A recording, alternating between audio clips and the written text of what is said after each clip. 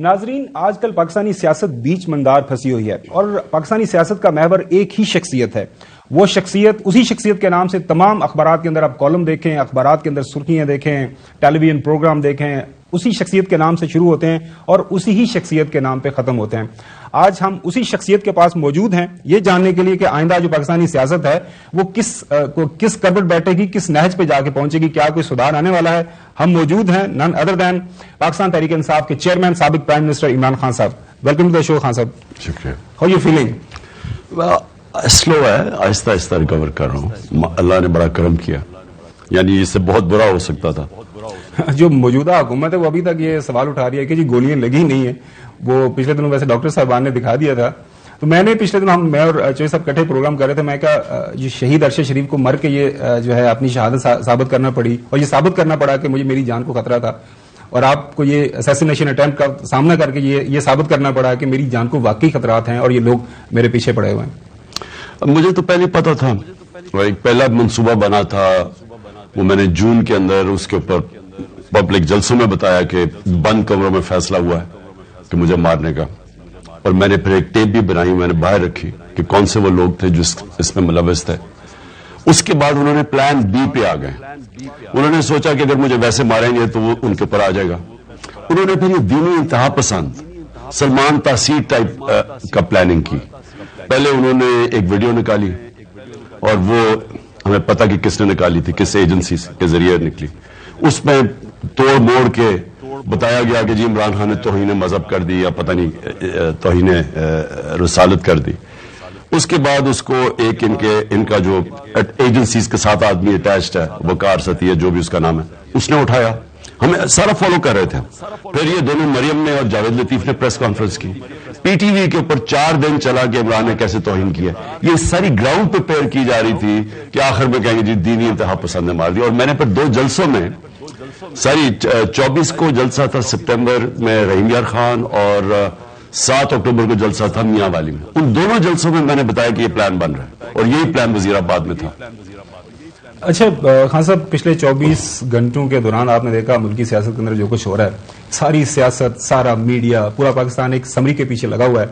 Summary رات کی چلی گئی ہے. آج خبریں آ رہی ہیں کہ پرائم منسٹر صاحب نے اپنے اتحادیوں سے کوئی مشاورت بھی کر لی ہے اور اگلے 12-24 گھنٹے کے دوران وہ فائنل کر دیں گے کہ آئندہ جو تعیناتیاں ہونی ہیں آرمی چیف اور joint chief of staff committee کے چیئرمین کی، وہ ہو جائیں گی. آپ تسلسل کے ساتھ سوال اٹھاتے آ رہے ہیں میرٹ کا. آپ کے نزدیک میرٹ کیا ہے؟ دیکھیں، ہر ادارہ، دنیا میں ہر ادارہ اس کی کامیابی ہوتی ہے میرٹوکریسی. ملک وہ آگے بڑھتا ہے جس میں میرٹ ہوتی ہے. ایک چھوٹا سا نیوزی لینڈ جس کی کوئی 60-70 لاکھ آبادی ہے، وہ ہندوستان کو ہرا سکتا ہے جس کا 1.25 ارب لوگ ہیں، کیونکہ نیوزی لینڈ کا جو میرٹ کا سسٹم ہے وہ بہت بہتر ہے. چائنا کی جو رائز ہوئی ہے، یہ جو چائنا اتنا بڑا ایک دم ایمرج کیا 30 سالوں میں، چائنا کا جو میرٹوکریسی کا نظام ہے وہ دیکھنے والا ہے. ان کی جو کمیونسٹ پارٹی سے کیسے وہ نیچے سے میرٹ کو کرتے کرتے اوپر لے کے آتے ہیں. تو آپ اگر ایک ادارے سے میرٹ ختم کرتے ہیں، آپ ادارہ ختم کر دیتے ہیں. یہ شریف خاندان کی اور زرداری کی، ان خاندانوں کی، ان کی جو خاص چیز تھی، انہوں نے جو ملک کو ڈیمیج کیا ہے، انہوں نے میرٹ ختم کر دی. اپنے خاندان کے لوگوں کو سارا اپنا ٹبر اوپر بٹھا دیا کہ کوئی میرٹ نہیں ہے. بچے تیار کر دیے، کوئی میرٹ نہیں ہے. جو ان کی پارٹی میں لوگ تھے جن کی صلاحیتیں تھیں، ان کو نہیں لیا اپنے فیملی ممبرز. ان کی پارٹیز بھی سکڑ گئی. آج چھوٹی چھوٹی پارٹیز رہ گئی ہیں اور اس لیے صاحب اب اکٹھے ہو کے سارے ملے ہوئے میرے خلاف، کیونکہ ان کی پارٹیز میں اب دم ہی نہیں ہے لڑنے کا. دوسری طرف ادارے جو انہوں نے کیے، اداروں کے اوپر اب نیب پہ کون سا آدمی لے کے آئے جو ان کے کرپشن کیسز ختم کر رہا ہے؟ ایف آئی اے میں کون لے کے آئے جو یہ شہباز شریف کے کرپشن کیسز ختم کر رہا ہے؟ تو جب آپ اپنے آپ کو بچانے کے لیے وہ لوگوں کو اوپر لے کے آتے ہیں جو آپ کے لیے سہولت بنے، سارا سسٹم ادارے تباہ کر دیتے ہیں. تو یہ جو ہو رہا ہے، میں سے پوائنٹ کہنا چاہتا ہوں، یہ جو ہو رہا ہے نا، یہ آپ کو اب اس کی ایک ادارہ بچا ہوا ہے، فوج. بڑی کوشش کی نواز شریف اپنے آرمی چیف چوز کرتا تھا، وہ آرمی چیف، کیونکہ فوج کا ادارہ انٹیکٹ ہے، وہ اپنے ادارے سے ایک لمٹ تک اگر وہ نواز شریف کے ساتھ چلے بھی، وہ اس سے آگے جا نہیں سکتا کیونکہ ادارہ انٹیکٹ ہے. اب یہ جو کر رہے ہیں، اس کا سب سے بڑا نقصان کیا ہے؟ جو بھی نواز شریف اتنی دیر کے اڑ کے اپنا آدمی لے کے آئے گا، جس کو بھی وہ چوز کرے گا وہ پہلے دن سے کنٹروورشل ہو جائے گا، کیونکہ وہ اس کا آدمی ہو جائے گا نواز شریف کا. وہ اور بات ہے کہ وہ جس طرح ماضی میں جو فوج کا جب آرمی چیف آتا ہے تو وہ پھر ایک انسٹیٹیوشن کی جو اس سے باہر نہیں نکلتا، یعنی اس کے لیے بڑا مشکل ہوگا فیور کسی کو کرنا، لیکن اس کی پوری کوشش ہے کہ اپنا آدمی لے کے آئے. خان صاحب ٹاپ جو 6 سینئر موسٹ جنرلز ہیں ان کے نام چلے گئے، ان میں سے 2 کو اپوائنٹ کر دیا جائے گا، تو خدشہ کیا ہے آپ کو؟ مجھے صرف خدشہ یہ ہے، پہلے تو میں آن پرنسپل کہ ایک آدمی جو مفرور، جو اس ملک سے کرپشن میں پہلے نہیں بڑے کرپشن کے کیسز ہیں، عدالت اس کو سزا دیتی ہے، جی آئی ٹی بیٹھتی ہے، سپریم کورٹ یعنی اتنی دیر کے بعد سزا ملتی ہے، جھوٹ بول کے ملک سے باہر چلا جاتا ہے. میری سب سے بڑا ایشو یہ ہے کہ کیا یہ کوالیفائڈ ہے ملک کا یہ سب سے نیشنل سیکیورٹی کا امپورٹنٹ ادارہ اس کے ہیڈ کو اپوائنٹ کرنے کے لیے؟ کہیں دنیا میں یہ ہو سکتا ہے؟ نہیں ہو سکتا. یہ ملک کی جب آپ اخلاقیات تباہ کر دیں، اصل میں ملک تباہی ہوتا ہے جب آپ اس کی مورالٹی تباہ کر دیں. یہ ریفلیکٹ کرتا ہے کہ وہ آدمی باہر بیٹھ کے فیصلے کر رہا ہے، میرا سب سے پہلے. سیکنڈلی جو وہ فیصلہ کرے گا وہ پاکستان کی بہتری میں نہیں کرے گا. انہوں نے آج تک کوئی بھی اپوائنٹمنٹ پاکستان کی بہتری کے نہیں کی. جب پنجاب پولیس کے اوپر ایک لاہور ہائی کورٹ نے 93 کے اندر 1993 میں جب انہوں نے پوچھا کہ یہ کیوں کرپٹ ہے، تو آئی جی عباس خان نے لاہور ہائی کورٹ کو کہا کہ انہوں نے پیسے لے کے پولیس والوں کو بھرتی کیا اور پھر کہا کہ مجرموں کو بھرتی کیا پولیس کے اندر. یہ 93 کی رپورٹ ہے. تو وہ لوگوں کی بہتری کے لیے نہیں کیا، یہ اپنے مفادات دیکھتے ہیں. اور میں اس لیے اس کا جو موٹیو ہے، جو اس کی نیت ہے، میں اس کے اوپر شک کر رہا ہوں کہ اس نے اس لیے نہیں کرنا کہ آرمی چیف بنانا ہے جو کہ پاکستان کی یا ادارے کی بہتری کرے. وہ اپنی ذات کے اوپر سوچ رہا ہے کہ وہ کیسے عمران خان کو کونے سے لگائے گا، کیسے وہ اس کو ڈسکوالیفائی کروائے گا، کیسے اس کی یعنی جو ہمارے سے ہوا ہے اس دور میں 6 مہینے میں ہمیں تو انہوں نے اس طرح رکھا ہے جس طرح کوئی بیرون ملک دشمن ہے. تو یہ ایکسپیکٹ یہ کر رہا ہے کہ میں اپنا آدمی لے کے آؤں گا جو کہ پورا عمران خان کو اور یہ پی ٹی آئی کو کیسے ختم کرے گا. عمران خان صاحب، یہ جو آپ کی پالیسی آئی ہے ہفتہ 10 دن سے کہ جو بھی آرمی چیف بنے ہمیں کوئی نہیں، جو ادارے کے اوپر میرٹ کے اوپر آئے، تو یہ میرا خیال ہے جو دشمن کا ارادہ تھا یا ان کے سازش تھی کہ پاکستان کے سب سے پاپولر لیڈر عمران خان اور ان کی سب سے بڑی powerful party P T I کو اور پاکستان کے سب سے اہم ادارے فوج کے درمیان لڑائی کرا دو. تو وہ اپنی آپ نے حکمت عملی سے جس طرح بھی ان کے ساری سازشوں کو ناکام بنایا، اور آج جہاں آپ کھڑے یو آر ایکوی ڈسٹنٹ نو میٹر وٹ. رائے تو پرائیویٹلی کوئی بھی رکھ سکتا ہے. اب اس وقت جب ہم بات کر رہے ہیں فوج اور پی ٹی آئی ایک یعنی پاکستان کے لیے ایک ہی جگہ پر کھڑے ہیں یا بھی کوئی ڈفرینس ہے؟ دیکھیں غلام حسین صاحب، ایک چیز یاد رکھنا کہ فوج کا ڈسپلن ایسا ہے اور اس لیے وہ ادارہ بچا ہوا ہے.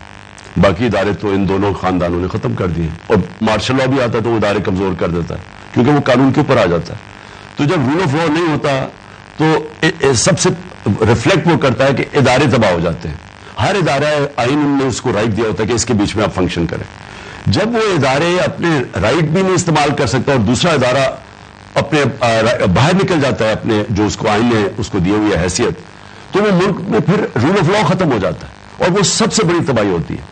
تو میں نے تو یہ کہا تھا کہ میرا کیا کنسرن ہے کون آرمی چیف بنے، جو میرٹ پہ بیسٹ ہے اس کو بنا دو. میں نے کون سے اپنے کوئی کرپشن کیسز ختم کرنے ہیں، یا میں نے کوئی الیکشن جیتنے کے لیے ان کی مدد چاہیے، مجھے کس چیز کی مدد چاہیے. تو اور یہ نہیں بات غلام حسین صاحب، میں وہ کرکٹ کی 200 سالہ تاریخ میں وہ کیپٹن ہوں جو نیوٹرل امپائر لے کے آیا تھا. عموماً ہوتا تھا اب اپنے اپنے امپائر ہوتے تھے. تو مجھے یاد ہے ہماری ٹیم بھی بڑی گھبرا گئی، کبھی ایک آؤٹ ہو گیا جو منیا نہیں تھی دوبارہ آ جا. وہ تو نہیں، میں اور کہہ رہا ہوں، میں یہ کہہ رہا ہوں کہ میں سمجھتا ہوں کہ ملک جب تک، کیونکہ میں نے تو جی اپنی زندگی کے 20 سال ایک وہ ملک دیکھا ہوا ہے اندر سے، برطانیہ کو، وہ میں نے دیکھا وہ کامیاب کیوں ہے. وہ قانون ہے، وہ انصاف ہے، وہ انسٹیٹیوشنز مضبوط ہیں، وہ آدمی کمزور ہے. میں نے آج تک نہیں سنا کہ برطانیہ کا آرمی چیف چینج ہوا ہو تو اس کی اتنی سی بھی خبر نکلی ہو. یہاں تو سارا ملک آپ چھوڑے یا 7-8 بلکہ 1 سال سے ڈبیٹ ہی ایک یہ چل رہی ہے کہ جو آرمی چیف کون بنے گا. مجھے وہ کہتے ہیں کہ جی میں وہ جنرل فیض کو پش کر رہا تھا اور یہ عمران خان اپنا، یہ اپوزیشن والے کہتے ہیں. میں آپ کو اوپر والے کو گواہ بنا کے یہ کہتا ہوں، میں نے کبھی سوچا ہی نہیں تھا کہ کون آرمی چیف بنے گا. پچھلی اکتوبر یا سپٹمبر جب سے بھی یہ ڈرامہ شروع ہوا میں نے تو سوچا بھی نہیں تھا. میرے تو ذہن، کیونکہ وہ اتنی دور تھا ابھی آرمی چیف کی سلیکشن، میرے تو ہر روز اتنے زیادہ مسئلے مسائل تھے، میں تو ان کا سوچ رہا تھا، اور میں تب بھی یہ سمجھتا تھا کہ جو بیسٹ ہوگا ادارے کو وہ وہی مضبوط کرے گا. خان صاحب، یہ ایک چیز تو بیونڈ ڈاؤٹ آپ اسٹیبلش کر گئے ہیں کہ پاکستان تحریک انصاف لیڈ بائی عمران خان، ان سے زیادہ پاپولر اور ان سے زیادہ پاور اور ان سے زیادہ پاپولیرٹی پاکستان کے اندر کسی کے پاس نہیں. یہ کامیابی یہ not a mean success, major success ہے. لیکن اب 26 نومبر کو جو آپ پنڈی میں پوری کال دے دی آپ نے پورے ملک کو، اور انشاءاللہ آپ بھی نو میٹر آپ کی صحت ابھی اتنی اچھی نہیں ہے لیکن آپ پھر بھی رسک لے کے جا رہے ہیں، اللہ تعالیٰ آپ کی حفاظت فرمائے، آمین. تو اب آپ یہ 26 کو یا 26 کے 26 گھنٹے بعد کیا توقع کر رہے ہیں؟ What do you want to achieve now? Ghulam Hasan صاحب دیکھیں، پاکستان ایک ڈیفائننگ مومنٹس ہے اس کے، ایک دو رائے پہ آ گیا. میرا یہ اب سے نہیں، میں بڑی دیر کا سوچ رہا تھا یہ پچھلے 7-8 مہینے سے، کہ ہم جدھر پہنچ گئے نا، اگر ہم نے اپنے ملک کو اب چینج نہ کیا، یعنی مختلف طریقے سے نہ چلایا، تو یہ اب ملک آگے جا رہے تیزی سے نیچے. اور میں نے ایک اس کے ساتھ سنی ابراہیم کے ساتھ انٹرویو کیا، اور میرے خیال میں یہ تھا 1 جون کو میں نے انٹرویو کیا. میں نے اس سے کہا کہ ان سے یہ سنبھالا نہیں جائے گا، معیشت نہیں سنبھالی جائے گی، اور یہ ہمیں لے کے چلے جائیں گے ڈیفالٹ کی طرف، کیونکہ ان کا مقصد تو معیشت کبھی تھی. وہ کون سا سنہرا دور تھا جب انہوں نے ہماری معیشت ٹھیک کی ہے؟ مجھے بتا تو دینا. ہم نے ان کو 30 سال سے دیکھ رہے ہیں، مجھے ایک دور بتا دیں کہ انہوں نے آ کے کوئی ایسا پاکستان میں چینج کیا ہو کہ معیشت اٹھ جائے. ہماری معیشت ہندوستان سے اور پھر بنگلہ دیش سے پیچھے رہ گئی جب سے یہ دو آئے ہیں. تو یہ جب ہم چھوڑ کے گئے تھے 2018 میں، تو ملک کا کہتے دیوالیاں نکال کے گئے تھے. 99 میں جب یہ گیا تھا، یہ جب نواز شریف گیا تھا مشرف، تب پھر دیوالیاں نکل گیا تھا. تو مجھے یہ میں سمجھنے کی کوشش کر رہا تھا کہ اب انہوں نے کیا، جن کو لایا گیا اور ہمارے اوپر مسلط کیا گیا، اب انہوں نے کیا کرنا مختلف. تو میں نے تو جنرل باجوہ کو بھی کہہ دیا تھا، میں نے شوکت ترین نے بھی جا کے اس کو بتایا کہ اگر آپ نے اس وقت یہ سازش کامیاب ہونے دی، ان سے ملک نہیں معیشت نہیں سنبھلے گی. اور میں نے جب 1 جون کو یہ دیا، میں نے کہا کہ یہ ڈیفالٹ کی طرف جا رہا ہے. اور ڈیفالٹ کا مطلب کہ جب آپ کی نیشنل سیکیورٹی، ہم نے پالیسی بنائی ہے نیشنل سیکیورٹی کی، کہ اگر آپ کی اکانومی نیچے جاتی ہے تو آپ کی دوسری سیکیورٹی بھی نیچے جاتی ہے، جو سوویت یونین سے ہوا تھا. مجھے کہتی تھی غداری کے عمران خان کے اوپر کیس کر دو، میرے اوپر انہوں نے اسمبلی میں کہا. اب آپ دیکھ لیں ذرا حال، آج پاکستان جدھر کھڑا ہے. اب مجھے یہ بتائیں کہ کیا کسی کے پاس اب کوئی روڈ میپ ہے؟ کیا یہ گورنمنٹ مجھے بتا سکتے ہیں کہ اب یہ کیا کرے گا مختلف؟ کیا اسحاق بتا سکتا ہے کہ آج جو پاکستان کا اندر سے بزنس سارا اعتماد اٹھ گیا؟ گیلپ میں 88% بزنس نے کہا کہ یہ غلط طرف ہے، اعتماد نہیں. باہر جو ہماری رسک ریٹنگ ہے کہ ہم ڈیفالٹ کرنے کی رسک ہے کہ ہم اپنے قرضوں کی قسطیں نہیں دے سکتے، ہم جب گئے تھے 5% تھی، آج 122% ہے. اس کا مطلب نہ کسی نے کوئی قرضے دینے ہیں کمرشل بینکس نے، نہ کوئی انویسٹمنٹ آنی ہے، یا پاکستان کے اندر لوگ بجائے سرمایہ کاری کرنے کے اب وہ ڈالر پکڑ کے بیٹھ گئے ہیں، کیونکہ وہ دیکھ رہے ہیں کہ ان کے پاس پیسہ ہی نہیں ہے قسطیں دینے کو. تو ملک اب کیسے ٹھیک کرنا ہے؟ پہلے 26 کو انشاءاللہ میرا یہ انسٹنکٹ ہے، میرا دل کہہ رہا ہے کہ یہ پاکستان کی تاریخ کا سب سے بڑا یہ اجتماع ہوگا. اور یہ کیوں ہوگا؟ نمبر 1، پبلک اس لیے نکلے گی کہ جس طرح کا ظلم اور ناانصافی انہوں نے دیکھی ہے نا، جب سے ہماری حکومت جس طرح گرائی گئی، اس کے بعد پاکستان کے سارے چوروں کو لایا گیا، پھر وہ چوروں نے اپنے سارے 1100 ارب روپے کے کرپشن کیسز معاف کروائے، قانون ایسے بنا دیے کہ اب آپ وائٹ کالر کرائم، یعنی جو طاقتور چور ہے اس کو پکڑ ہی نہیں سکتے اب، یعنی لوٹ مار کا انہوں نے راستہ کھول دیا. ہم بھیڑ بکریوں کی طرح یہ تماشا دیکھ رہے ہیں کہ ہم ملک کی تباہی کا، یعنی جس طرف نکل گیا ہے، یہ جو ڈیفالٹ کی طرف جا رہا ہے، جو ملک کا حالات ہیں، ہم یہ دیکھ رہے ہیں کہ انہوں نے ملک کی معیشت تباہ کر دی.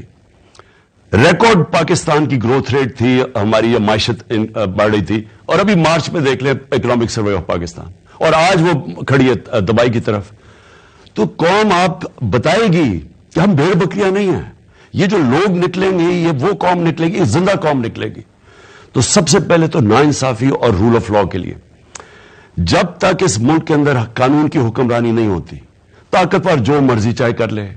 مجھے گولی لگے اور مجھے پتا ہے کس نے گولی ماری ہے، مجھے پتا ہے وہ 3 شخص جنہوں نے پلان کر کے کیا ہے، میں ان کی FIR نہیں کاٹ سکتا. ارشد شریف سے جو ہوا ہے، دھمکیاں مجھے اس نے بتایا، اور اس کی والدہ کو، گھر کو، سب کو پتا کہ کون اس کو دھمکیاں دے رہا تھا، پیچھے پڑا ہوا تھا. وہ باہر جا کے اسے شہید کر دیتے ہیں اور وہ پکڑا بھی نہیں جائے گا. ہم سب کو پتا کہ کیونکہ طاقتور جب کھڑا ہو جائے تو یہاں کوئی انصاف نہیں ہے. اور پھر جو اعظم سواتی سے ہوا، یہ میں صرف بڑی بڑی مثالیں دے رہا ہوں کہ سینیٹر کو جس طرح انہوں نے اس کے اوپر تشدد کیا، پھر وہ کیسٹ بنا کے بیوی کی اور میاں کی دے دی. یعنی میں کتنا اور نیچے گریں گے ہم. لہٰذا یہ آج جو قوم ہے، یہ آپ ایک اپنا رائٹ پرامن احتجاج کا جو ہمارا حق ہے اس پہ وہ نکلے گی. پہلے تو یہ عوام کا سمندر یہ بتائے گا کہ ہم یہ اس لیے پاکستان نہیں بنا تھا کہ چھوٹا سا ٹولہ قانون کے اوپر چلا جائے، وہ جو مرضی چاہے کرے اور بیچاری عوام کو بھیڑ بکریوں کی طرح کبھی ادھر موڑ دے، کبھی کہے کہ جی یہ ان سے بڑے چور کوئی نہیں ہے، اور اس کے بعد ان کو واپس لا کے کہے کہ جی اب ان کے پیچھے چلو اور ان کو NRO دے دیا. تو ایک تو اس کے لیے رول آف لا کے لیے، قانون کی حکمرانی کے لیے، اور اس کے بغیر کوئی پاکستان کا مستقبل نہیں ہے. اور دوسرا ایک ہی حال ہے اس میں سے، الیکشنز، صاف اور شفاف الیکشنز. قوم ڈیمانڈ کرے گی صاف اور شفاف الیکشن. کیوں؟ کہ اگر آپ نے اب معیشت کو مزید گرنے سے بچانا ہے اور ڈیفالٹ سے بچانا ہے ملک کو، صرف ایک چیز بچا سکتی ہے کہ اگر ملک کے اندر سیاسی استحکام ہو، پولیٹیکل سٹیبلٹی ہوگی تو اکانومی اب اٹھے گی. اکانومی تو اب نیچے جا رہی ہے. کسی نے انویسٹ کرنا پاکستان میں، کسی نے پیسے نہیں دینے پاکستان کو، اور ایک دفعہ ڈیفالٹ کر کے یعنی قرضوں کی قسطیں ہم نہ دے سکے، اس کے بعد جو آئے گا بحران ملک میں اور جو مہنگائی آئے گی اور جو تباہی آئے گی، تو اس سے بچانے کے لیے راستہ ایک ہے. مصیبت کیا پڑی ہوئی ہے؟ کیوں نہیں الیکشن ہو رہے؟ کیونکہ یہ جو چور ہیں سارے، ان کو ڈر لگا ہوا ہے کہ جب یہ الیکشن ہوں گے ہار جائیں گے. بات ٹھیک کر رہے ہیں خان صاحب. 26 کو آپ آگے، لوگ بھی آ گئے، پورے پاکستان سے لوگ نکل بھی آئیں گے. وہ نہیں آپ کی بات مانتے، وہ تو کہتے ہیں ہم تو نہیں بات مانتے، ہم تو اپنا وقت پورا کریں گے. نیکسٹ آپ کے پاس آپشن کیا ہے؟ دیکھیں خاور، ہم انشاءاللہ میں 26 کو اپنا اگلا لائے عمل بھی دوں گا کہ ہم نے کرنا کیا. دیکھیں یہ ہے حقیقی آزادی کی تحریک، یہ رکنے نہیں لگی. الیکشنز بھی ہو جائے تو یہ نہیں رکے گی. ہم اس ملک میں انصاف چاہتے ہیں، رول آف لا چاہتے ہیں، جو قوم کو آزاد کرے گا. جو بھی نہیں آزاد، ابھی نیچے سے لے لیں، تھانہ کچہری پٹواری کی پالیٹکس کیا ہے؟ لوگوں کو انصاف نہیں ملتا. وہ جا کے پولیٹیشین کے پیچھے، MNA کے پیچھے بھاگتے ہیں، جی میرے FIR کاٹ دیا، مجھے بچاؤ. کوئی جا رہا ہے کہ جی مجھے پٹواری پیسے مانگ. تو یہ باہر کیوں نہیں ہے؟ یورپ میں کیوں نہیں ہے تھانہ کچہری پٹواری؟ وہاں یورپ میں قبضے گروپ کیوں نہیں پھر رہے؟ زمینوں کے اوپر قبضہ کر لیتے ہیں لوگوں، بیچارہ غریب آدمی ٹکرے. سو یہ جب تک رول آف لا نہیں آتا، اور جب طاقتور جب تک قانون کے نیچے نہیں آتا، ادارے اپنے دائرے میں رہ کے نہیں کام کرتے، میں آج مجھے خطرہ ہے کہ پاکستان تباہی کی طرف جا رہا ہے. کیونکہ معیشت جو ہے وہ جڑ گئی ہے رول آف لا کے ساتھ. جو خوشحال ملک ہیں دنیا میں، ان کی ایک ملک دیکھ لیں، سوئٹزرلینڈ، یورپ، 90% سے زیادہ رول آف لا انڈیکس پہ ہیں. وہ سارے غریب ملک دیکھ لیں 20% سے کم، نائجیریا 7%، پاکستان 10%. ہم سارے نیچے ہیں کیونکہ انصاف نہیں ہے. سو یہ اصل میں حقیقی آزادی، انصاف ہی حقیقی آزادی دے گا. یہ پبلک نکلے گی، اگلا لائے عمل میں دوں گا. جاگی ہوئی قوم آپ کو نظر آئے گی، اور یہ قوم ڈیمانڈ کرے گی کہ ہم اب بھیڑ بکریوں کی طرح نہیں ہم چل سکتے. خان صاحب، وہ پہلے جو ہم نے سوال کیے تعیناتی کے حوالے سے، آپ کو خدشہ ہے، ظاہر آپ اظہار بھی کر رہے ہیں کہ دیر از اے پاسبلٹی کہ میرٹ کی وائلیشن ہو. اب وہ سمری جب تک پریزیڈنٹ اس کو سائن نہیں کریں گے، جو بھی اپوائنٹ ہوگا وہ تو کمانڈ نہیں لے سکتا. اب ظاہر بات ہے پریزیڈنٹ کے پاس آپشن بھی ہیں، وہ سمری آرٹیکل 48 کے تحت وہ اس پہ کچھ عرصہ بیٹھ بھی سکتے ہیں، واپس بھی بھجوا سکتے ہیں. آپ کو کیا لگ رہا ہے یہ مسئلہ آسانی سے طے ہو جائے گا، یا دوبارہ ایک دفعہ عدالتوں میں جانا پڑے گا آپ کو، باقی حکومت کو، اور یہ معاملہ اسی طرح لٹکے گا؟ دیکھیں معاملہ تو بڑا سیدھا تھا، ساری دنیا میں بڑا سیدھا ہے. ایک پرنسپلز ہوتے ہیں، سینیورٹی ہوتی ہے. اب فوج کو پتا ہے کہ ان کے کون سے لوگ ہیں جن کی کیپبلٹی ہے، لیکن جو لوگ ان کو اب چوز کریں گے، جو تعینات کریں گے، یہ جو پاکستان کے بڑے بڑے کرپٹ مافیا جس کا سب سے سردار ہے نواز شریف، مجھے ان کی نیت پہ شک ہے. مجھے یہ نہیں کہ جو بنے گا، میرا اپنا یہ خیال ہے کہ ماضی میں بھی، اس لیے میں نے کہا ہمیں فرق ہی نہیں پڑتا، کیونکہ وہ ایک ادارے کی اپنی امپیریٹیوز ہیں کہ ان سے باہر وہ نہیں نکلے گا. لیکن مجھے ان کے اوپر ہے شک کہ یہ اس ملک کے فائدے کے لیے یہ نہیں کر رہے، یہ اپنی ذات کے لیے کر رہے ہیں، اور جو ان کا فائدہ ہے وہ ملک کی تباہی ہے. اس لیے ہمیں نہیں پتا ابھی کس کو کریں گے، مجھے آئیڈیا نہیں ہے. اور ہاں میں ویسے یہ کہوں کہ ہم نے ڈیسائیڈ کیا ہوا ہے RF پریزیڈنٹ نے اور ہم نے کہ ہم قانون کے اندر رہ کے کھیلیں گے, جو بھی کریں گے جو آئین اور قانون کے بیچ میں رہیں گے. مطلب آپ کے خیال میں یہ معاملہ سپریم کورٹ جا سکتا ہے یا اسمبلی رک بھی سکتی ہے؟ میں ابھی کہہ نہیں سکتا, لیکن ہم پھر سے میں ریپیٹ کرتا ہوں کہ ہم نے یہ فیصلہ کیا ہے کہ ہم آئین کے بیچ میں رہ کے کھیلیں گے. یہ پریزیڈنٹ RF الوی نے جو مذاکرات کیے ہیں ان لاسٹ 2-3 months, تو فائنلی وہاں سے یعنی دوسرے جو فریق ہے تو ٹس سے مس نہیں ہو رہا اور الٹا مذاق اڑاتے ہیں جی یہ تو منتا ترلے کر دے پہنے مذاکرات لئی, یعنی what is going on, have negotiations field. ساتھ میں وہ یہ بھی کہتے ہیں کہ ایک دفعہ ہم تعیناتی کا معاملہ حل کر لیں, بعد میں 2 ہاتھ خان صاحب کے ساتھ بھی کر لیں گے. دیکھیں ان کے پاس ہے کیا, الیکشن یہ نہیں لڑ سکتے, عوام ان کے پاس نہیں ہے, دنیا میں باہر نکلتے ہیں لوگ ان کو چور چور کہتے ہیں, سوشل میڈیا کا زمانہ ہے, 8 سال کے بچے میں شعور آ چکا ہے. اب آج پاکستان یہ وہ پرانے 90 کی دہائی کے یہ پولیٹیشنز ہیں, ان کا ٹائم ختم ہو گیا ہے. یہ صرف اور صرف امید رکھتے ہیں کہ جناب اسٹیبلشمنٹ کے کندھے پہ چڑھ کے آئیں, اسٹیبلشمنٹ کے کسی طرح PTI کو لڑائی کروائیں, اسٹیبلشمنٹ سے ہمیں مار پڑوائیں. ان کے پاس تو کچھ ہے ہی نہیں, ان سے بات کرنے کا فائدہ ہی کچھ نہیں. ہمیں جب کہا گیا کہ جی بات کرو, جب بھی کہا گیا میں نے ایک ہی چیز کی, بات تو شروع ادھر سے ہوگی, آپ الیکشن کی ڈیٹ دیں. الیکشن کی ڈیٹ یہ دے نہیں سکتے کیونکہ وہ نواز شریف کو ڈر لگا ہوا, وہ اتنا ڈرپوک آدمی ہے, تو وہ تو ڈرا ہوا ہے کہ وہ مشکل سے NRO لے رہے ہیں, آہستہ آہستہ اپنے آپ کو, اپنے اتنے جو ڈاکے مارے ہوئے تھے ان سے نکلتے جا رہے ہیں, تو وہ تو ڈرے گا کہ اگر یہ الیکشن ہار گئے تو پھر اس کی چوری پکڑی جائے گی, تو اس سے تو اپنی ذات کے لیے کھڑا ہوا ہے. دیکھیں بات یہ ہے کہ ملک کی اسٹیبلشمنٹ اس سے اپنے آپ سے پوچھنا چاہیے کہ انہوں نے یہ ملک سے کیا کیا یہاں لا کے کھڑا کر کے.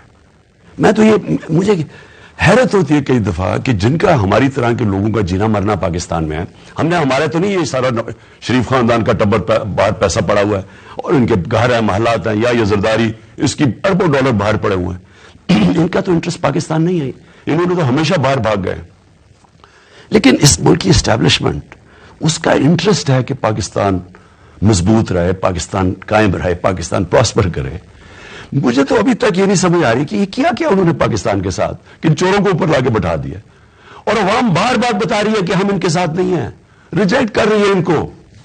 اور پھر اس آدمی یہ فیصلہ کر رہا ہے آپ کے پاکستان کا آرمی چیف, اور یہ اس کے ذہن میں بار بار یہ کہہ رہا ہوں, اس کا ایک انٹرسٹ ہے کہ کسی طرح وہ عمران خان کو اور PTI کو وہی کہ پینٹا لگائے, ان کو وہ ظلم. تو عوام کو یہ کہاں سے شکست دے سکتے ہیں؟ یہ نہیں دے سکتے. دیکھیں غلام حسین صاحب, یہ پلیز میں ایک بات یاد رکھ لیں, جدھر پاکستان اب پہنچ گیا نا, اب اس کے سامنے صرف ایک طرف ہے صاف اور شفاف الیکشن اور عوام فیصلہ کرے, یہ پرامن انقلاب آئے گا.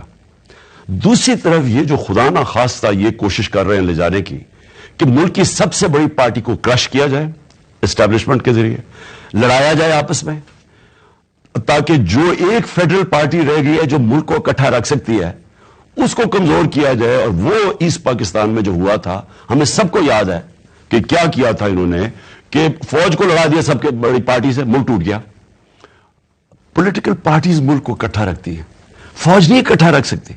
سو یہ کرنے کیا جا رہے ہیں, اپنے آپ کو بچانے کے لیے یہ ملک کو خودکشی کروا رہے ہیں. لیکن سوال تو اسٹیبلشمنٹ نے اپنے آپ سے پوچھنا ہے کہ آپ کو تو سب سے زیادہ پتہ ہے ان کی چوریوں کا, تو کیا آپ اس وقت پہ بیٹھ کے کیا ان چوروں کو موقع دیں گے کہ یہ ملک کی مزید اور تباہی کریں؟ اب تو یہ پتا چل گیا نا جی کہ جو ہم سنتے تھے کہ جی وہ ہو بڑا یہ انہوں نے کوئی ساگ ڈار آ کے کچھ کر دے گا, تو شہباز شریف کی کوئی پنجاب سپیڈ تھی, اب تو پتا چل گیا نا کہ ان کے ہاتھ میں نہ ان کے پاس کوئی روڈ میپ تھا, نہ ان کے پاس کوئی لوگ ہیں جن کی قابلیت ہے. یہ چوروں کا ٹولہ مل کے انہوں نے آج ملک کو ادھر لے گئے ہیں کہ ابھی سے اگر ہم کوشش کریں اور ایک بالکل نئی قسم کی پالیسیز لے کے آئیں, جو میں سمجھتا ہوں کہ اب ہمیں بالکل ملک کو مختلف چلانا پڑے گا. جس طرح اب چل رہا تھا پاکستان نہیں چل سکتا. جی ابھی لندن میں یہ نواز شریف, مریم اور ان کے جو ہواری ہیں ان کے بارے میں سیریس ایلیگیشن لگائے ہیں انہی کے لوگوں نے.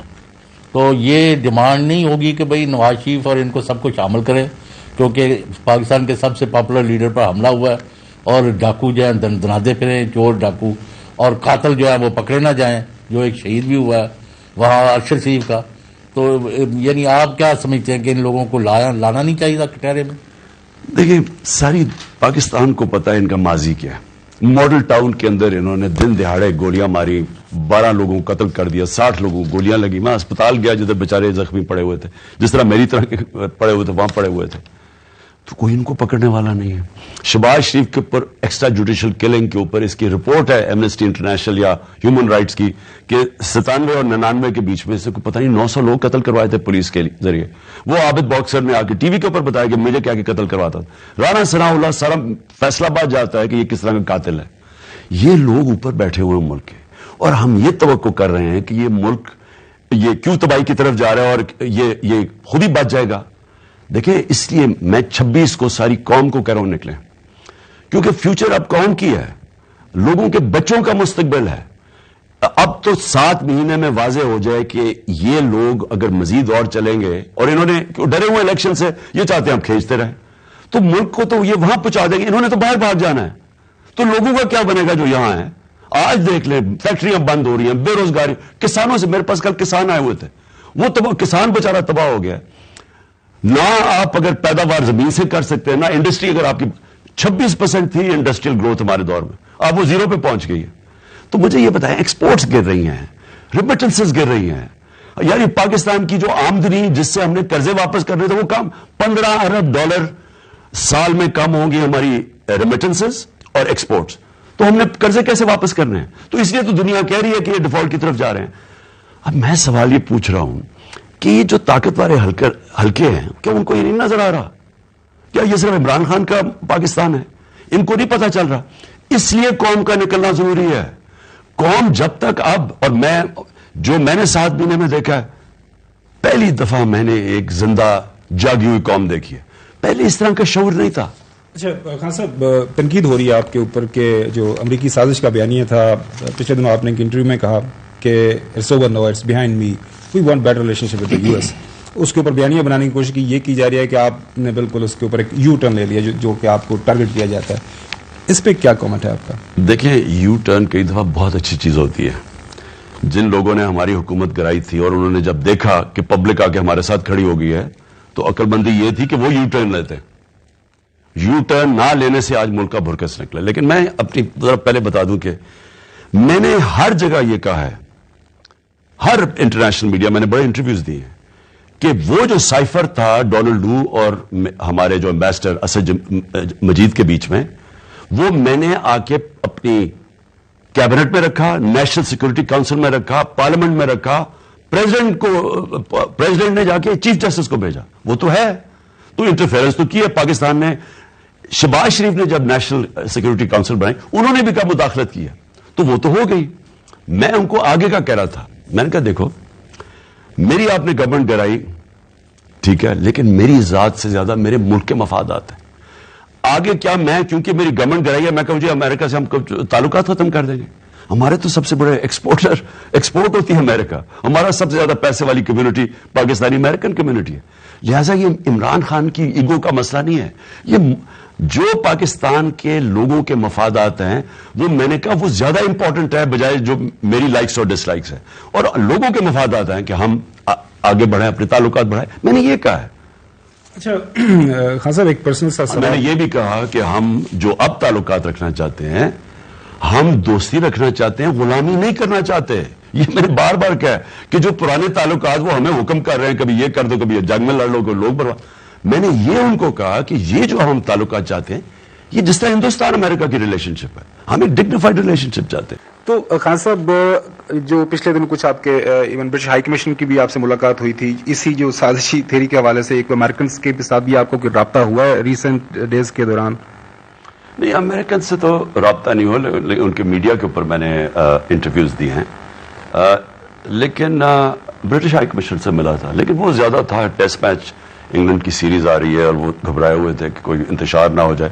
میں نے ان کو کہا ہماری کبھی بھی تحریک انصاف میں انتشار ہو نہیں سکتا, ہم تو فیملیز آتی ہیں. جو یہ ہمارا 26 ہوگا اس کے اندر کوئی انتشار نہیں ہوگا. از اٹ پاسبل کہ صدر صاحب کو جو یہ سمری بھیجتے ہیں تو صدر صاحب انفارملی آپ سے کنسلٹ کریں کہ یہ لیگل ہے سمری یا اس میں یہ غلط بیانی کی گئی ہے, تو کیا کورس لے؟ بالکل صدر صاحب، میں ان سے ان ٹچ ہوں، میرے سے ہر بات کریں گے. یہاں پرائم منسٹر ایک مفرور کے پاس چلا جاتا ہے پوچھنے کے لیے آرمی چیف کے اوپر، تو میں تو پارٹی کا ہیڈ ہوں، تو وہ میرے سے تو بالکل ڈسکس کریں گے. وہ لوگوں کو یہ امید دینی ہے، کیونکہ لوگوں کا تو خیال ہے انہیں سے لوٹی مچی ہے، کیونکہ جس طرح تسی بیان بھی دیتا ہے. میں سمجھتا ہوں کہ یہ انہوں نے جو حالات کریٹ کیے ہیں، یہ قوم کے اندر اور ایک جذبہ آ گیا ہے کہ ہم اب اپنا جو، یعنی ہم ایک زندہ قوم ہے اور ہم یہ ایکسیپٹ نہیں کریں گے. یعنی جس طرح کا اب تک ہمیں چلایا جا رہا ہے، لوگ اب یہ ایکسیپٹ نہیں کریں گے. اگر کسی کا خیال ہے کہ یہ جو سمجھ ہے نواز شریف کے جی اپنا آرمی چیف لا کے اسٹیبلشمنٹ سے ہمیں مار پڑوائے گا، وہ قوم یہ بالکل اس کے خلاف کھڑی ہو جائے گی. خان صاحب، لندن کے اندر ایک شخص ہے تسنیم حیدر، اس نے کوئی انکشافات کیے ہیں آپ کے اوپر حملے کے حوالے سے، ارشد شریف کی شہادت کے حوالے سے. اس نے کیمرے کے سامنے یہ ساری باتیں کی ہیں اور کہا ہے کہ جی یہ شریف خاندان یہاں پہ موجود ہے، اور اس کے اوپر وہ کہتا ہے کہ میں نے برٹش پولیس کو بھی یہ ساری تفصیلات دے دی ہیں. اس کو کس نظر سے دیکھ رہے ہیں؟ اور نواز شریف صاحب کے حوالے سے کیا ملک کے اندر نواز شریف نے تو اسے پتا تو ضرور ہوگا کہ شہباز شریف تو پوری طرح شامل تھا. اب یہ کتنا آدمی اس میں ٹروتھ کتنا ہے، کتنا وہ ثابت کر سکے گا، کیا عدالت کے سامنے یا پولیس کے سامنے کوئی شواہد لے کے آئے گا، اب یہ میں نہیں کہہ سکتا. لیکن اس میں تو کوئی شک نہیں کہ شہباز شریف اگر اس کو پوری طرح اس میں ملوث تھا تو نواز شریف کو تو پتا ہوگا. ارشد شریف کی شہادت کے حوالے سے آپ اور ہمارے سی او سلمان اقبال صاحب کا نام لیا جا رہا ہے، جوڑا جا رہا ہے، اس حوالے سے دیکھیں، ارشد شریف کو سب کو پتا ہے، مجھے پتا ہے کون اس کو دھمکیاں دے رہا تھا. یہ جو اعظم سواتی کے پیچھے کون تھا، ارشد شریف کے پیچھے کون تھا، میرے قتل کے پیچھے کون تھا، یہ جو وہ گل سے کس نے ننگا کر کے اس کو مار پڑوائی، سوشل میڈیا کے لوگوں کو جب سے وہ آیا ہے وہ ڈرٹی ہیری، وہ سارا یہ ایک آدمی ہے ان کے پیچھے. اور یہ ہم اس کا نام لیتے تو وہ بلیپ ہو جاتا ہے، اس لیے میں اس کو ڈرٹی ہیری کہتا ہوں. تو ہم سب کو پتا یہ کس نے کیا. اور میں پھر سے کہتا ہوں کہ میں نہیں سمجھتا تھا کہ اس طرح کے لوگ ہمارے اداروں کے اندر ہوں گے، جو یعنی جس لیول پہ یہ گر کے اس نے چیزیں کی ہیں، جو اس نے جب بھی انویسٹیگیشن ہوگی یہ آدمی کے اوپر انگلی آئے گی. ہم انشاءاللہ اس کے اوپر ایک پوری ارشد شریف شہید یونیورسٹی آف جرنلزم اب قائم کریں گے انشاءاللہ. بہت شکریہ خان صاحب. ناظرین، آج پروگرام رپورٹرز کا اسپیشل ایپیسوڈ آپ نے دیکھا، ہمارے سوالات اور خان صاحب کے جوابات. اتنا ہی، دوبارہ آپ سے ملاقات ہوگی کل.